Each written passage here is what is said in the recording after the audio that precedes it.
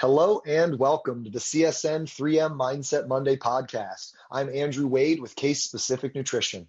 On this channel, we focus on the three M's: mindsets, myth busting, and mentoring, all as they pertain to health and nutrition.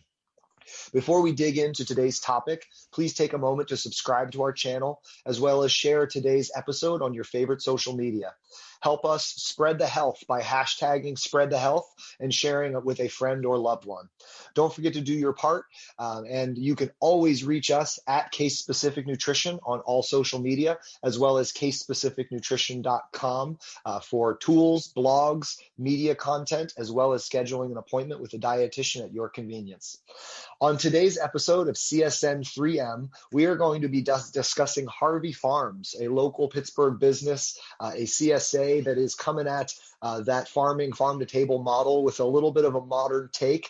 I have with me the CEO of Harvie Farms, Simon. Simon, thanks for joining me. Hey, thanks for having me. So we can just dig on right in.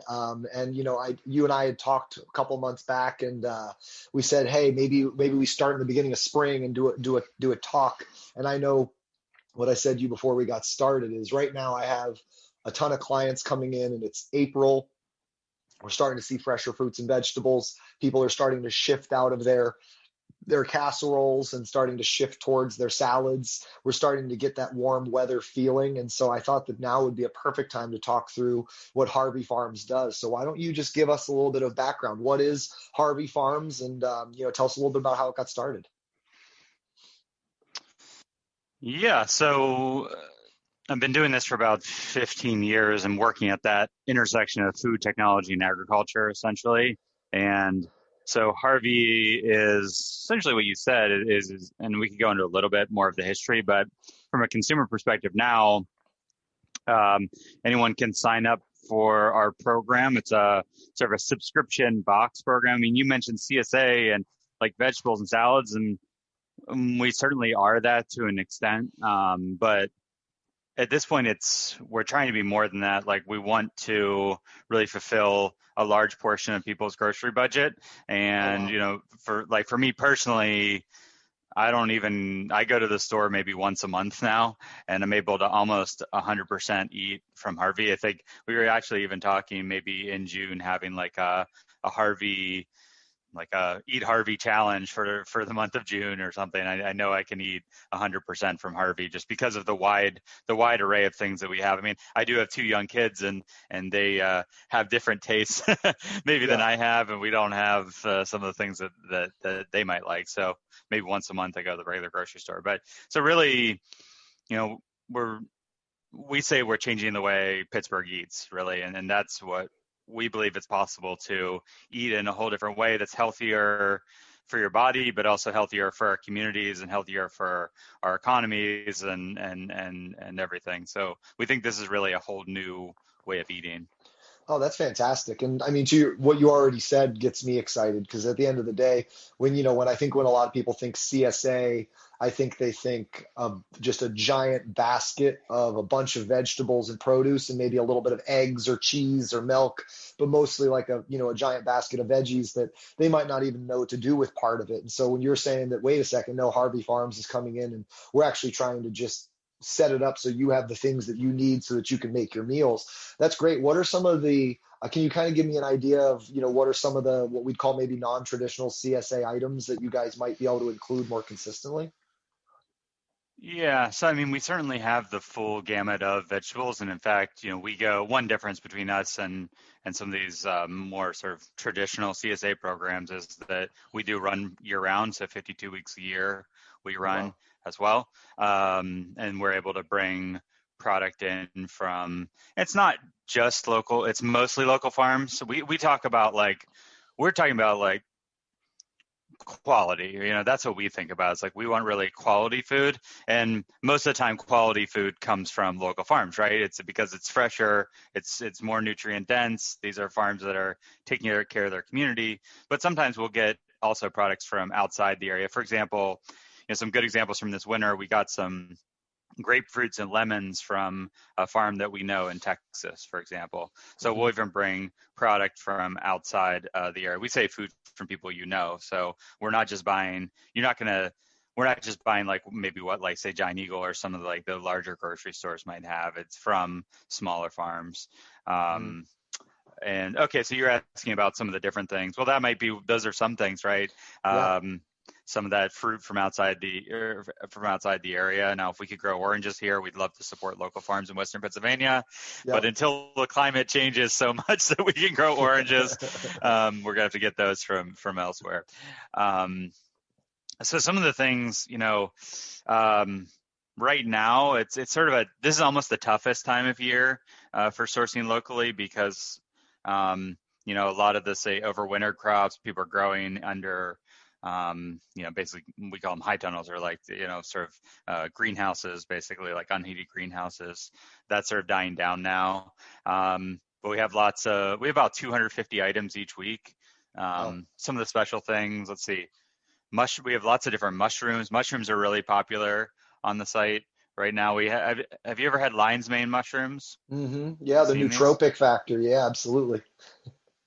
Yeah. Yeah. So these lion's mane mushrooms are like a mini fad within Harvey. People are making lion's mane mushroom crab cakes, Ooh. and this might be interesting for you. We're working on a program that we call a dinner party in a box, Hmm. and so what we're going to do is, and the idea being like as people sort of get out of their COVID bubbles, that they'll want to get together with their friends and family and cook with their friends and family. So this will be like an excuse to invite your friends over, and we'll have like some flowers in there, and we'll have a couple recipes of like mixers, either to make a non-alcoholic or an alcoholic drink, and that kind of thing. So we're also trying to set that up, which is sort of a neat, fun thing. Absolutely. No, that's really, really cool. I love the lion's mane. It's kind of a popular the lion's mane mushroom has sort of what they're researching as a nootropic factor. It's supposed to be like brain enhancing and help improve cognition. So it's been a really big trendy supplement, and a lot of people are looking to cook with them. So that was kind of fun that you brought that up. But yeah, Mm-hmm. 250 items. That's absolutely fantastic, and I love that you guys are year round. I think that's another big pitfall, so to speak, or big issue that can flare up a lot when people think of traditional CSAs, sort of that local farm connection is that, in Pittsburgh, it's potatoes and apples is sort of the general stereotype when it comes to those winter Yeah. months. So no, I mean, the fact that you guys are year round and you've got access to all these different foods, that sounds like a completely different, different version, or, much, much better version. So now, tell us a little bit more about maybe some of the benefits of a setup like this. I think it's always good as someone who's interested in nutrition, but also someone who's interested in sustainability. I always love learning about models that are meant to sort of help the farmers as well as the consumer. Yeah. So can you talk a little bit about that? Yeah, there's a lot of there's a lot to unpack there. Yeah, I think one of the key learnings that led to Harvey. So the first basically 10 years of my career was building software for farmers to run CSA programs, basically. And Okay. then I started to realize, like you're saying, that like CSA didn't really work for most of the population. It was like something like 0.5% of U.S. households were CSA members in some data that we collected and put together. So that's really too small to really support the farmers. And so what I realized is we needed to change our mindset as sort of like a local food economy and say we need to figure out what the consumer wants and so solve for the consumer and what the consumer needs and then work back and then that's going to solve for the farmer by putting more money in their pockets, right? Yeah. And so I spent about a year on customer research. This would have been 2015, 2016, and just trying to figure out like why are people joining CSA programs? Why are they leaving? Especially, I was really interested in. And so you alluded to this earlier. Is this idea of like the standard CSA box where the farm just like sort of harvests, which is a great thing in a lot of ways for the farm, Yeah. is like just harvest whatever they have, put it in a box, and send it out. But the canonical example for me is like beets. If you don't like beets and you get beets in your box, you get them in your box, you're like, oh, beets. And then you put them in your refrigerator, and then, they sit in your refrigerator, and every time you open the refrigerator door, you're like, oh, those beets, I got to cook those beets. And then you feel bad about it each time. And then eventually 3 weeks later, it goes black in the bag, and then you pick it up and you throw it away. And like that moment when you throw it away is like, you're just like, I can't do that again. I'm not joining it again. So that's one of the first things that we solved, is how to provide a customized box to CSA members. And so we still do that. That basically what happens within the system is, we talk to all the farmers during the week. On Wednesday and Thursday, we talk to the farmers, figure out what they're going to have. We put that all into the system. Each member has set preferences ahead of time of what they like and what they don't like. So they said, I like beets, I don't like tomatoes, or whatever. They go through, or they don't have to do that, but most of them do. And then we have an algorithm that matches that matches the availability from the farms with each person's preferences, and figures out the perfect, sort of proposes a perfect box for each member. And then we send an email and say, hey, here's what's going to be in your box. And they have maybe 24 to 36 hours to make changes to that if they want, order extras. And like 90% of people do make changes to their box each week. Nice. But it's a starting point. Yeah, no, absolutely. So that's one of the things that we solved. Yeah, that custom share. I love that. And I enjoyed the beet journey, because that is, I mean, from the beets perspective, it's really sad. It's kind of like a slow, lonely death. But I think everybody can relate to that, right? You end up with that vegetable that you're just like, oh yeah, nope, not happening. So it sounds like that customization really allows you guys to make an impact on food waste. Yeah, so definitely make an impact on food waste. But I think one of the things that we would hear from CSA members in the past, they'd be like, it's too much food. And you start to unpack that a little bit, and it's not really too much food, it's too much of the wrong foods. Well said. Yeah. It's like it's something you don't want that feels like too much, but it's not really too much. Especially, when we have all these other products, cheese, milk, eggs, fruit, syrup, maple syrup, and jams, and all these other things. So, people spend on average with us about $80 a week. So, there's a lot to buy, and some people spend a lot more. It's really interesting to see. And then there's also the convenience factor, right? If a home delivery, so we do 100% home delivery to the area. And so people love that too. Yeah, fantastic. So we've got customizable baskets. We have year-round sourcing of a ton of items, so you're not just getting stuck with a giant pile of veggies that you hope the person knows how to cook. Are there any other sort of big, pitfalls or solutions sort of in that CSA versus Harvie Farms setup that come to mind? I mean, I can really hear where you guys have really changed how this should be perceived and just sort of how it can be integrated. But anything else that comes to mind? Yeah, things like, I know a lot of people are planning pretty big trips this summer just because they probably didn't get away last year. So it's very easy to put your box on hold with us. It's not going to sit on someone's porch. You can just tell Harvey that you don't want a box until you get back from vacation. So I think that's going to be a pretty big deal this year. But yeah, we're just really trying to integrate local farms and this healthy food into people's lives as much as possible, so that it's easy as we just sort of think like it should be as easy to buy from local farms as it is to buy from Amazon.com. That's sort of our internal mantra, and like that's to me how you change the way people eat. And then the really great thing about that is if we change the way people eat, we're also changing the way that people farm.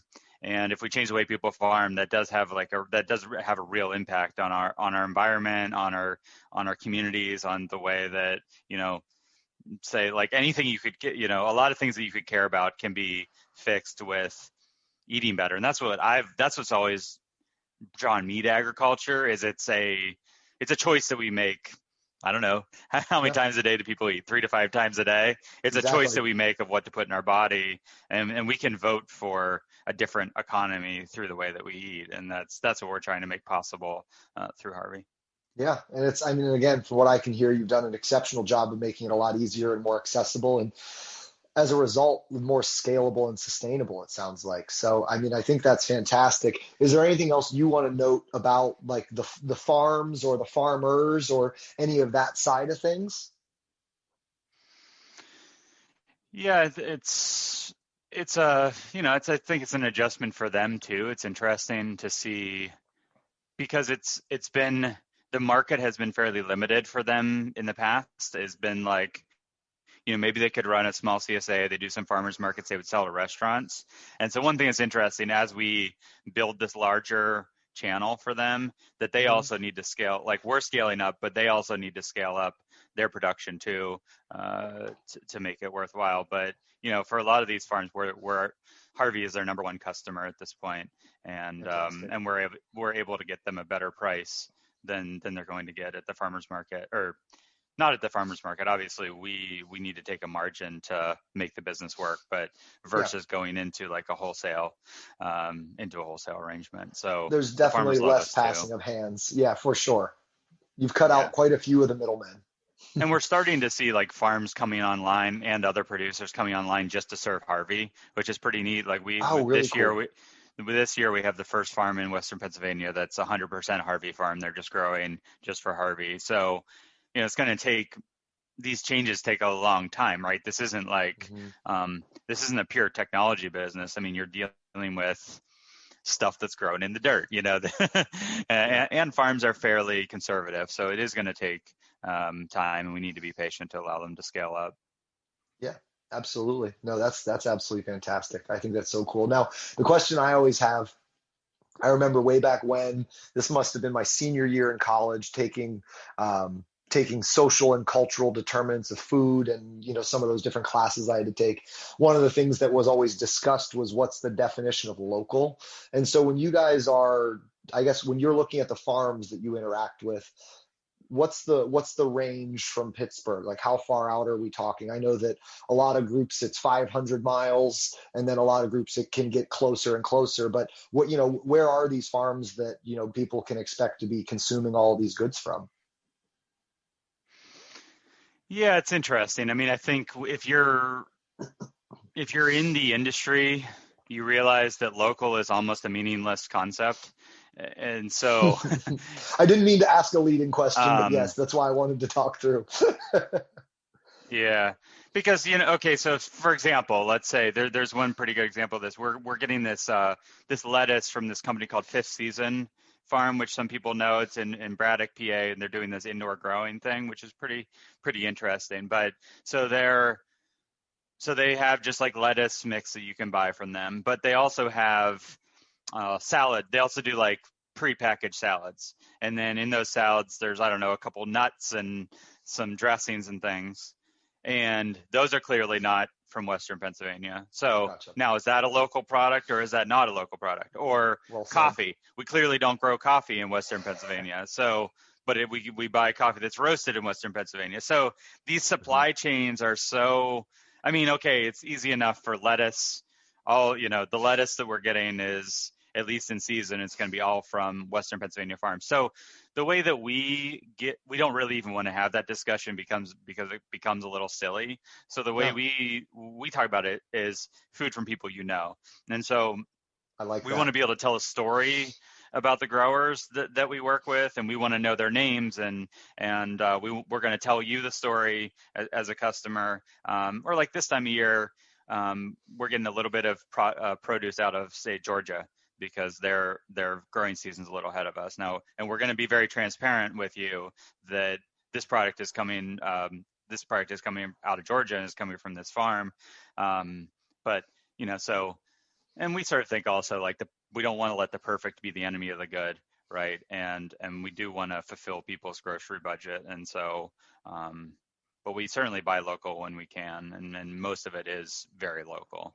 Um, Well, and like I said, so it was somewhat of a leading it's question, gray, but right? yeah, well, and that's why I asked the question, is because it is. But you nailed the response. I mean, at the end of the day, I think what we've got to think about is if all we did was only eat things that were locally grown, specifically, right? It'd be potatoes and apples for a large part of the year, and then whatever you could source from those indoor and hydroponic kind of growing scenarios. But it's to say that you're supporting local businesses, You're supporting small businesses. You're supporting smaller chains, which means less hands. I remember, it just in some of my education working in the food industry and some of the grocery industry when I was in my early part of my education, seeing the supply chain that was involved with, something simple like oranges grown in Florida, what they do when they go from the tree to the grocery store shelf. And I mean, it's like 14 days passing through 20 different groups and organizations. It just gets to the point where the carbon footprint is massive, and the amount of money getting passed around is scattered and confusing. So you said it very early on in this. It's back to, more communal, transactional scenarios, and it gives access to higher quality goods that a bunch of people aren't pulling pennies off of along the way, which allows the goods to be affordable and also of much higher quality and delivered to your refrigerator a lot faster, in the grand scheme of things. And so I wanted to clarify local for those listeners, because I think that's something that's very educational. I wish more people understood that when we think local, we need to be thinking sort of like smaller supply chains, ones that don't use giant cargo planes and giant manufacturing or warehouse facilities and all of that. So, and I loved your coffee example. I think that's such an easy one do we really need our coffee beans grown here? No, but would a local business that sources them in a really, really efficient way and then roasts them here and, puts the work in and has that local access point? I think that's a beautiful thing. We should be proud of small businesses that are willing to go out and figure something out and bring it here, right? We should be proud of the person that lives in Pittsburgh and figures out a way to get coffee here. And I'd much rather buy their coffee than buy off of Giant Eagle's shelf, right? So that's a beautiful note and sentiment. And I really like the salad example where it's like, hey, you found a group that's growing lettuce, in Pittsburgh area, and they're assembling these salads and putting together good, fresh ingredients. And are we going to have walnuts and almonds and pistachios grown here? No, but if it's being brought to you by a small or locally owned organization, that is definitely an improvement in the delivery process, and it's a better support to the community itself. So thanks for those clarification points. I think that was perfect. So we have, go ahead. One thing that I think about as a note too is like, one thing I've always loved about a CSA program, and I think Harvey fits this as well, is like, this is one decision as a consumer that you can make that is you're going to eat better, you're going to support your community better, you're, all these things, and you only have to make one decision, and then all that food is in your refrigerator. And so when you get to the end of the day, maybe you don't go on Grubhub and order like a burger and fries or like whatever people do now. But you have this great ingredients in your refrigerator. And that's certainly the way that I want to live is have great ingredients just sitting there for me and cook them simply. And, that's the piece where I think like we can really, live better lives eating this way. It's a big part of my life and a big part of my pleasures is the food. So absolutely. And again, I think you said it well, availability and access are determinants. I mean, as a dietitian, I see it all the time. If the food's not in the fridge, it's really easy to stop somewhere on the way home. And again, if the food's in the deep freeze and needs thawed, it's really easy to stop. But if you have fresh ingredients that were delivered to your door contactless, and they're ingredients that you picked out, so it's a basket of things that you actually wanted and were excited to have, and there's recipes, galore that you have access to that you've been thinking about for those foods because you knew they were coming. Yeah, it sounds like you're setting yourself up to make a better decision, and it's better for your health, and it's better for the world's health, and it's definitely better for the local economy. So, when you have three checks like that, it's like, okay, well, that's probably just a checkmate at that point. Let's go for it. So this has been fantastic. We have, again, a lot of those when I hear original CSA, and obviously, through our mutual contact and through our interactions and through my understanding of your group, I knew that you guys weren't the traditional CSA model, but I wanted to give you a chance to kind of explain to everybody how that differs. But we can hear those common pitfalls of, here's the giant pile of veggies that you didn't really pick out, and you don't know what to do with half of them, and it varies over the course of the year. We're hearing, no, here's the stuff that you picked out, here's great access points, here's a ton of products that are sourced, and it's a great local local community and network. And, you can pick it, you can pause it, you can budget it. You really have worked through and made this a much more sustainable thing. And so at the end of the day, I would challenge everybody listening to, to go on their website. The link is going to be in the show notes, and give it a try. And so I guess that's my final question for you, is if someone wanted to get signed up and set up, can you kind of run us through the best way for them to do that? Yeah, it's just harvey.farm/Pittsburgh. We'll get folks to our Pittsburgh page. And if folks want to sign up, we do, because of that, we're talking to the farmers. I mentioned that. So you do have to sign up by, right now it's like Tuesday noon to get a subscription that you'll get the next week. So we have a variety of price points starting at $49 a week plus a $6 delivery charge. And then, so you sort of sign up for that subscription. You can either get that weekly or every other week. And so you sign up, and then you pick your price point, you sign up, and then you can set your preferences. We talked a little bit about that ahead of time. So you can set your preferences. And then on Thursday, the crew down at Harvie Farms, Pittsburgh, as I said, talks to the farmers. You'll get an email that says like, hey, here's your proposed box for the week. And then you have until Friday noon to make changes to that box. And then we sort of we're sending the orders to the farmers. They're picking over the weekend. They deliver to our warehouse in Lawrenceville on Monday during the day. And then we deliver on Tuesday, Wednesday, Thursday. That's basically it. I love that. Good. So like I said, I'll put the link for the website in the show notes so people can easily click. But it sounds to me like a great opportunity to test it out. And you said it yourself, in June, it sounds like you're doing an Eat Harvey challenge. And so I'll go ahead and challenge. Yeah. I was going to say, I just promised to do that. Yep. I think you just signed yourself up, but I'll challenge everybody listening to say, hey, why not give that a try, right? When we're looking at this, this time in the coming weeks as the weather's better and we're all looking for, lighter, we're done with the casseroles and ready for the salads, so to speak. We're done with the oatmeal and we're ready for some eggs. That kind of general sentiment as we get into that feeling. Why not try it? Challenge yourself to a month of Harvey. See what it's like to eat sustainable local stuff. Take a break from the grocery store. Take a break from the markups, and take a break from the ingredient facts, boxed FDA stuff, and give yourself a chance to eat food that's really for humans. And so I really appreciate you taking the time to be with us today. I know that I'm excited to actually give it a try. I might even join you in June on the Harvey Challenge. So we'll have to talk about that off site. So I think you and I, because I eat that way in a lot of ways anyway. So you've piqued my curiosity, and now I'm kind of like, what do I eat that wouldn't fit in this? And I don't know. I think I might be good. So I think it might be a fun one to try for us. But thanks again for coming on board and taking the time. And we will absolutely look to have future conversations and look for fun ways that our two groups can get together. That sounds great. Yeah, thanks for having me. It was a great conversation. Absolutely. And for everybody listening, thanks again, as always, for tuning in to CSN3M. We are back next week with another Mindset Monday. In the meantime, be well, and let's get more produce in as we enter spring.